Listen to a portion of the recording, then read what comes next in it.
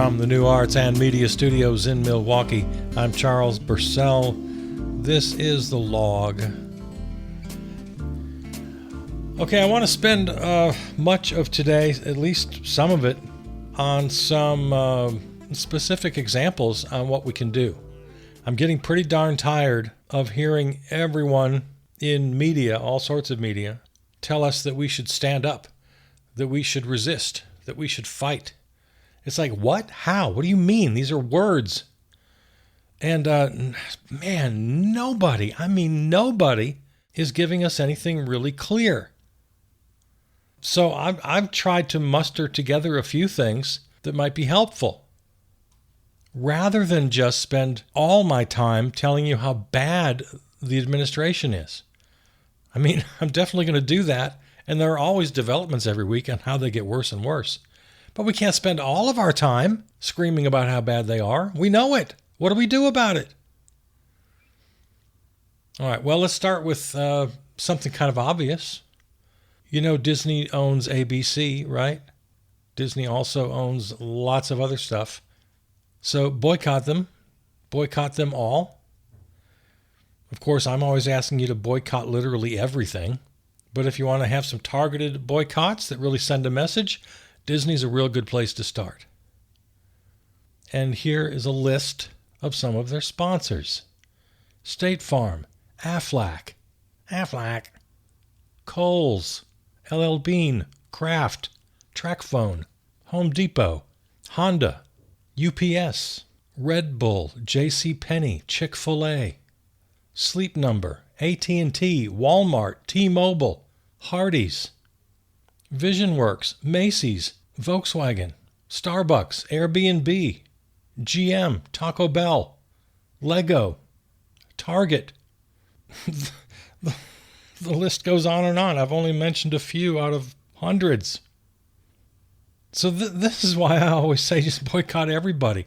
It's too much work to figure out who to boycott and who not to boycott. It's everybody. But again, if you want to target some of them, and it's really helpful to write letters to the companies, I know, that sounds like grandpa talking. But from everything I hear, emails are the least effective. They mean almost nothing. Not completely nothing, but compared to actual physical letters, which are the best. Second best is phone calls. Actual letters that they have to open and read is number one. Number two is phone calls where you actually talk to a person.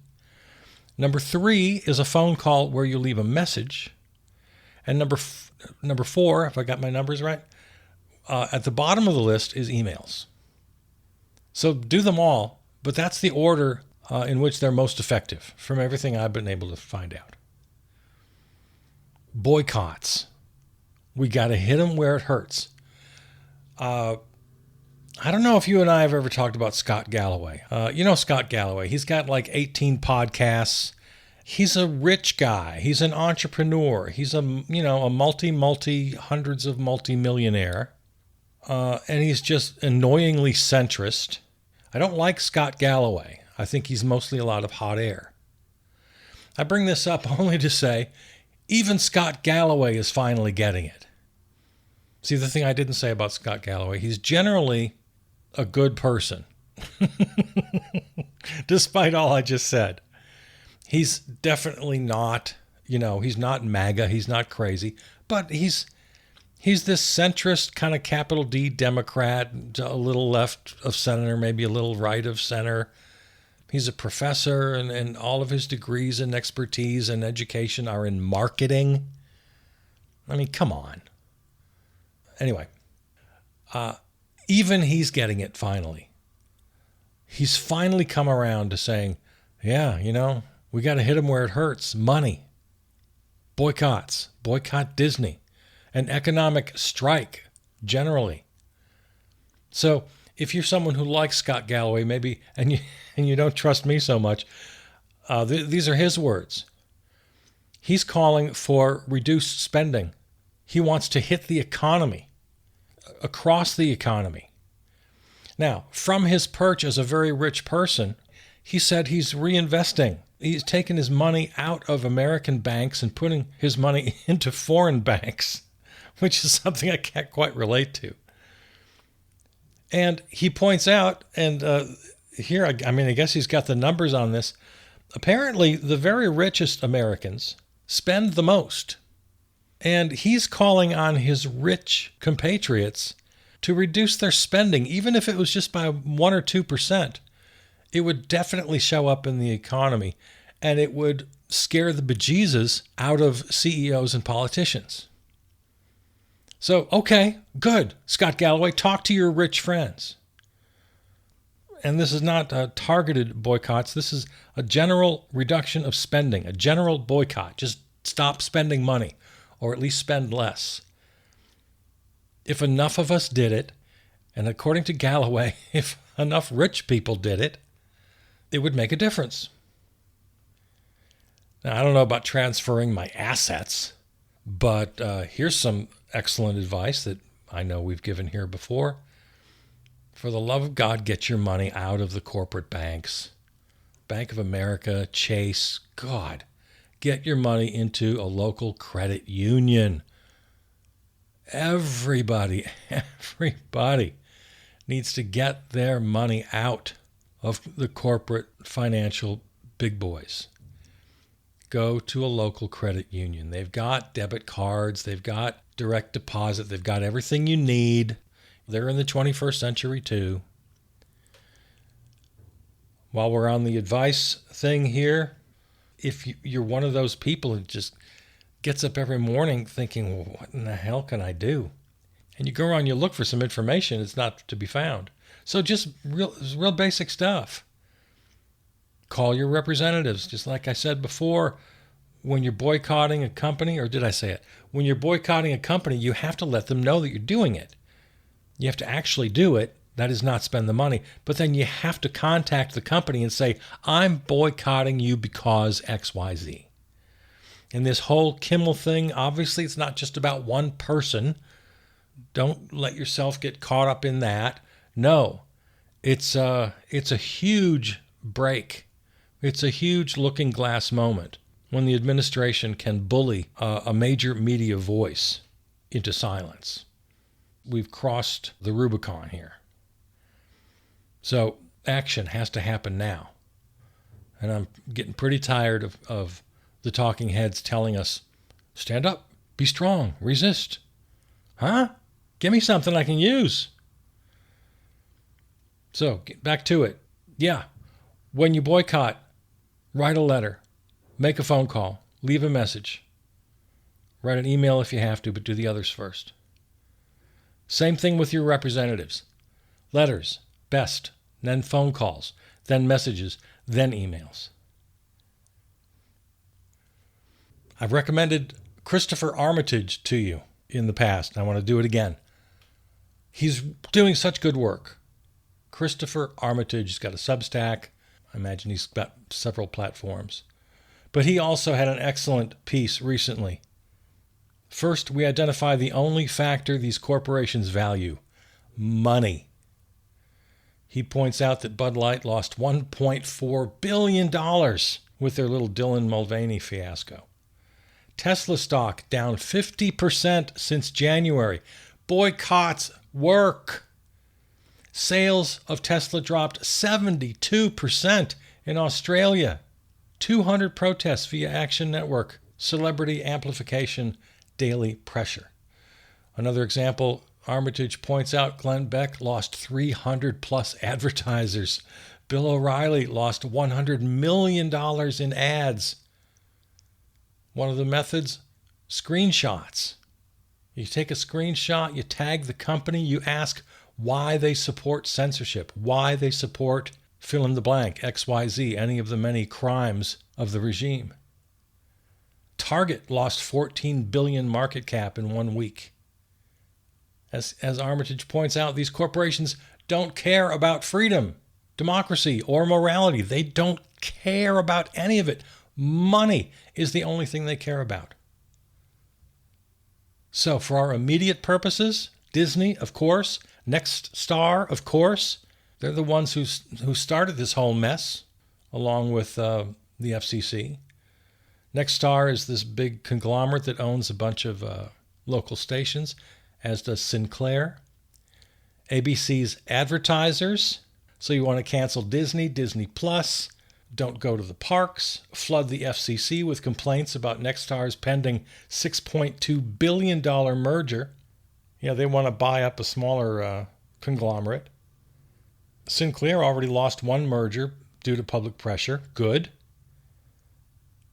Armitage suggests we screenshot every ABC ad and join shareholder meetings to ask companies why they fund censorship. Show up at their offices. Oh, yeah, thank you, Chris Armitage, for the reminder.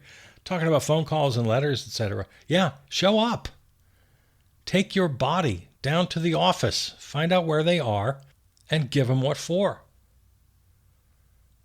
Comment on all their content and impact their brand. Yeah, every I'm sorry, I'm laughing because every product in this world has a social media marketing. And I'm just amazed every time I see something like that in my feed. I think, how in the world does anyone like or follow a corporate brand? It seems you just have to be some sort of I don't know, what kind of person does that? It's so foreign to me. Are you such a hypnotized consumer drone that you would like and follow a brand and interact with them on social media? That just seems crazy to me.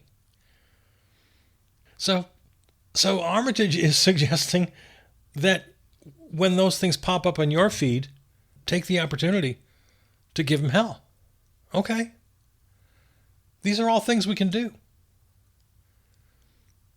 Nothing too big, nothing too small. Please, I've said this before. I'm asking you to join me. Don't ever, ever mock the small acts. Don't poo-poo them. Nothing is too small. Nothing is too silly. Do the big stuff, but hammer away, needle away at the little stuff. If and when enough of us get to it, results. Parody Disney logos with censorship themes. I've seen a couple of these. It's protected speech. Create ABC, American Censorship Company. Get creative. Fighting fascism is easier when you're having fun. Culture jamming, he calls it. Thank you. Excellent. This matters, Armitage says, and you can do something about it. Today it's Kimmel criticizing political violence. Colbert's already gone. Who's next? So immediately after hearing this, after reading this, you can do the following. Cancel Disney Plus and tell them why. Write your letters, make your calls to every company. That's Disney, ABC, Hulu, FX, ESPN, A&E, Lifetime, Lucasfilm, Pixar, 20th Century Studios, Searchlight Pictures, Disney World, Disneyland, Disney Resorts, Disney Parks, Disney Cruises, even Marvel Comics. And for the, third or fourth time now, I'll say it. So this is why I think we should boycott literally everybody. Because it is everybody. But I understand if you want to focus on this particular story. And on any given day, there's a particular issue, a particular story that you can highlight. I understand that. Okay. But it is kind of silly. So many people to boycott. Just do it all. Make it general. So I'm going to call again for a general boycott. I'm going to agree, at least partially, with Scott Galloway.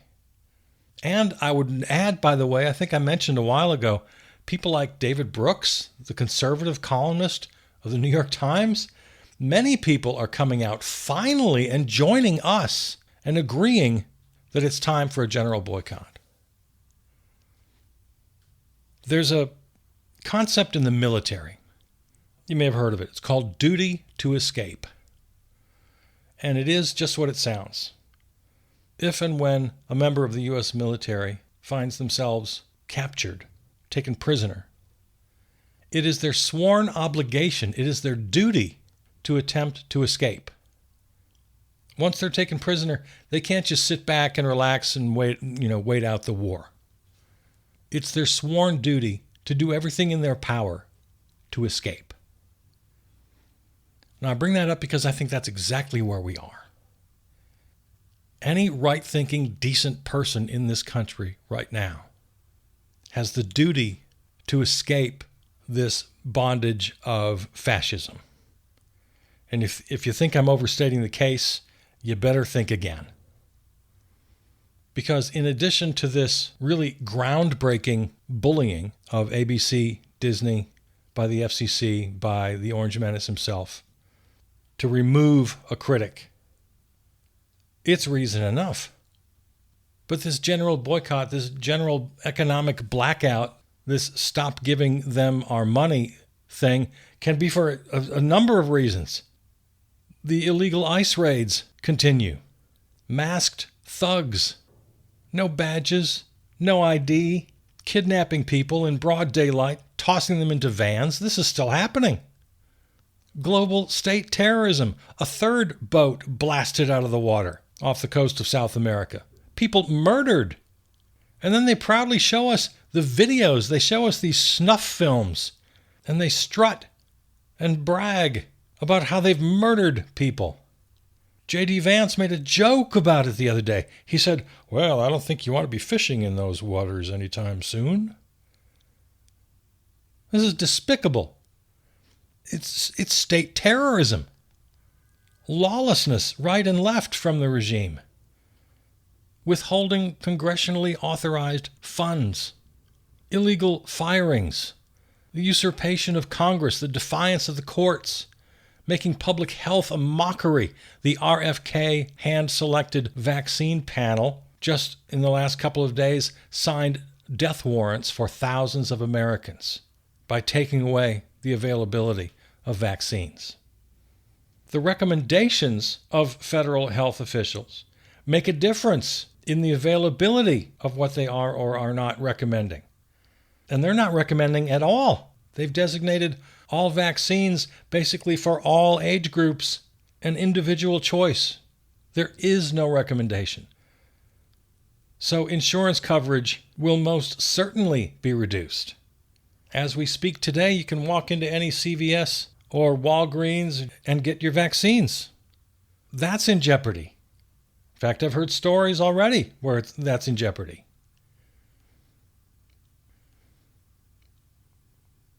If you're waiting around for the midterms, you're crazy because they might not even happen.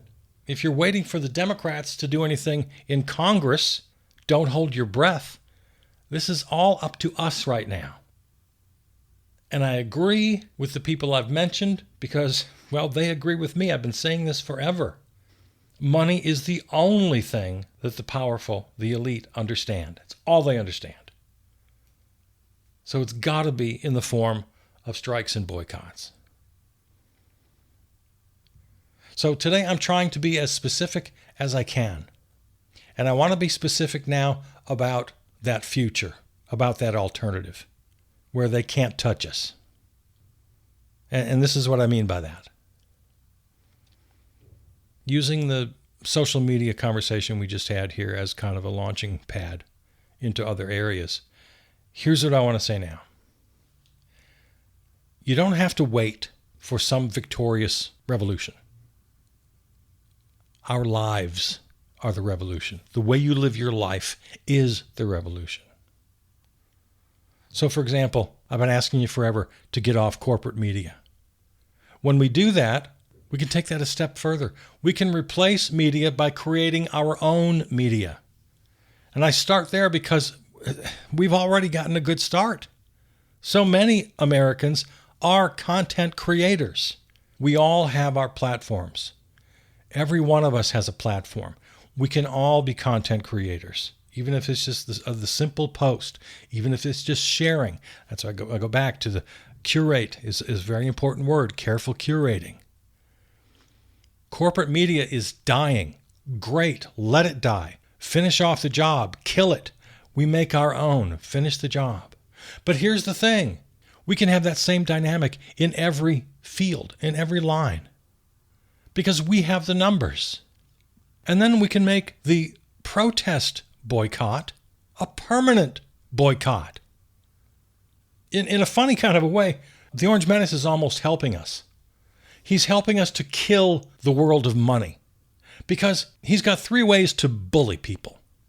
He can either withhold federal funds. He can bring lawsuits. He can sue people, which, by the way, that ridiculous $15 billion New York Times lawsuit was tossed out by a judge who used really harsh language in tossing it. So that's good. So 1, withhold funds. 2, lawsuits. 3, just abuse his presidential power. For example, pressuring this U.S. attorney to prosecute New York Attorney General Letitia James. Eric Siebert, the name you may have heard. I'm not sure where it is right now, what stage it's at, but the Orange Menace is trying to get him fired because he refused. There was no evidence to prosecute Letitia James. But of course, that's not the point. We don't need evidence. He's just using his power.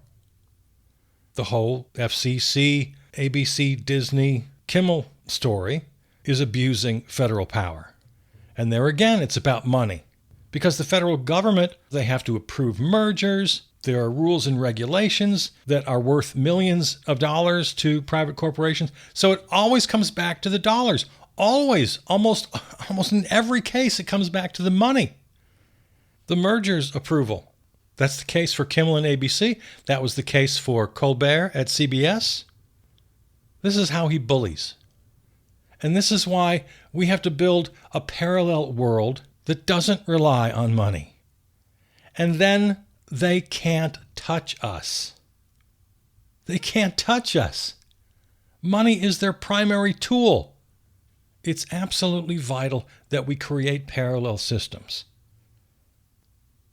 Mutual aid societies. Not just being a good neighbor, not just having the right intentions in your heart. No, doing the nuts and bolts work of supporting each other. Child care, elder care, food distribution, carpooling, transportation.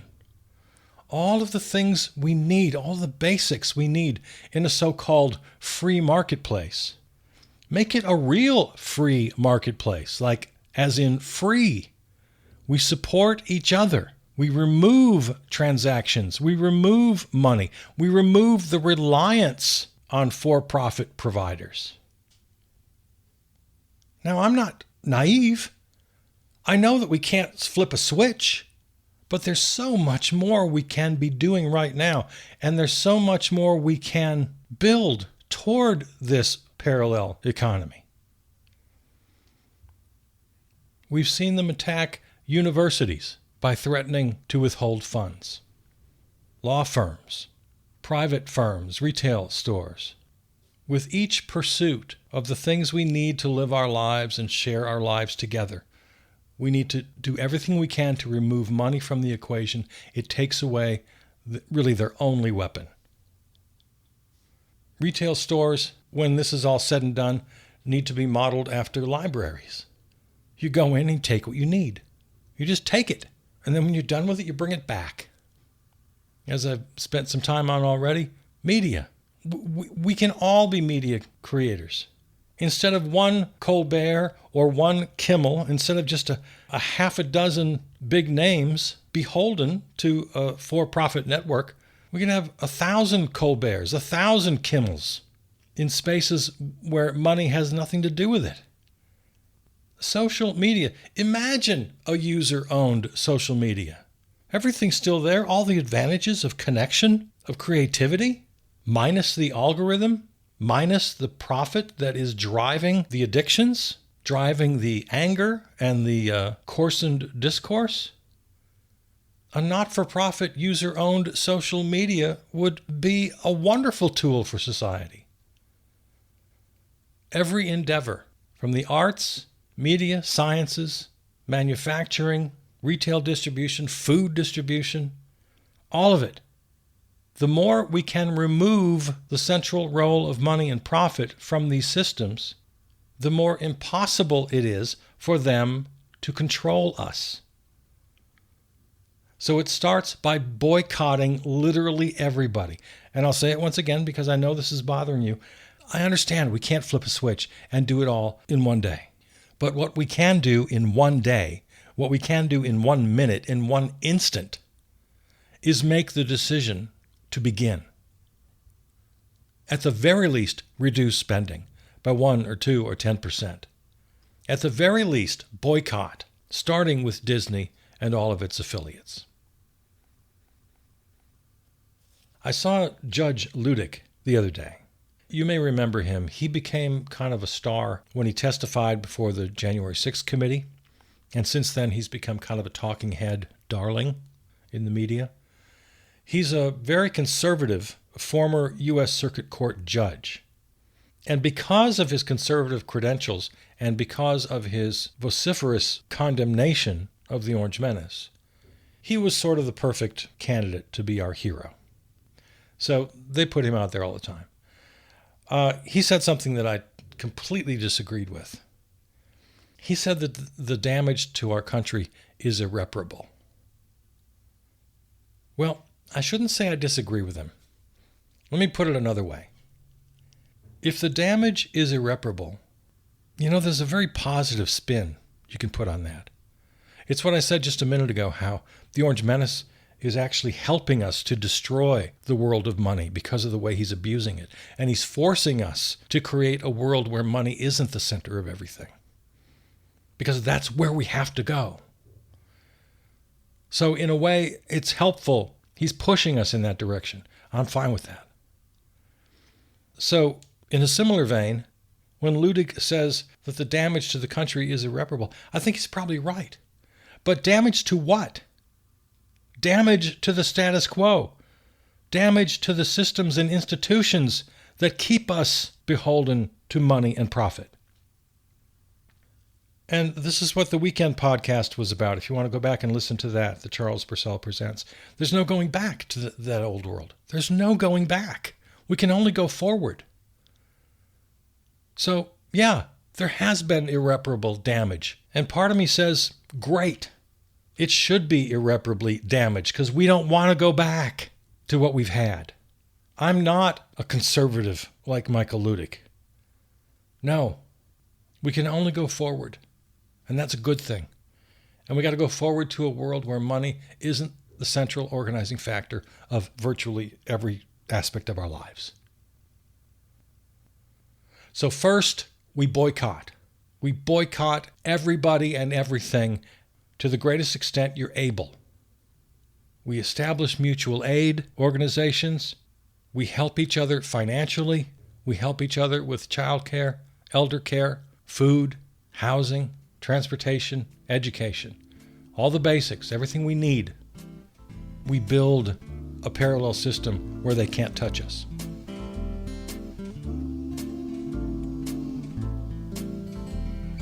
All right.